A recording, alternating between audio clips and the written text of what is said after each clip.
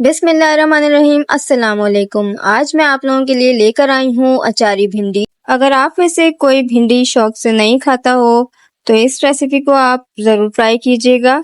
उम्मीद करती हूँ आपको ये रेसिपी बहुत पसंद आएगी, लेकिन उससे पहले मेरे चैनल को सब्सक्राइब करना और मेरी वीडियो को लाइक करना ना भूलिएगा। तो रेसिपी को स्टार्ट करते हैं। यहाँ मैंने एक पैन में 1/4 कप ऑयल ले लिया है। अब यहाँ पे मैं प्याज डाल रही हूँ और इसे इतना पकाऊंगी कि ये थोड़ी नरम भी हो जाए और हल्की गुलाबी कलर की हो जाए। प्याज मैंने 2 मीडियम साइज की ली हैं, जिन्हें मैंने स्लाइस में काट लिया है।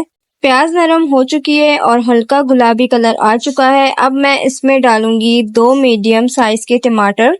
इसको थोड़ा चला लेंगे। अब मैं इसमें कुछ मसाले ऐड करूंगी, जिसमें मैंने लिया है 1/2 टीस्पून नमक, 1 टीस्पून पिसा जीरा, 1/2 टीस्पून पिसी लाल मिर्च और 1/4 टीस्पून हल्दी शामिल करूंगी। और अब हम इन सब मसालों को अच्छी तरह से मिक्स करेंगे। अब मैं यहाँ पर आधा कप पानी शामिल करूंगी ताकि हमारे टमाटर भी अच्छी तरह से गल जाए। इन सबको मिक्स करेंगे और इसको हम 5 से 7 मिनट तक पकाएंगे, जब तक कि टमाटर गल ना जाए। अब मैं इसमें आधा किलो के करीब भिंडी शामिल करूंगी।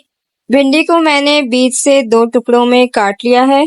अच्छी तरह से सबको मिक्स करेंगे। क्योंकि ये अचारी भिंडी है तो मैं इसमें खटास के लिए 1 टीस्पून खटाई पाउडर डालूंगी और इसे मिक्स करूंगी।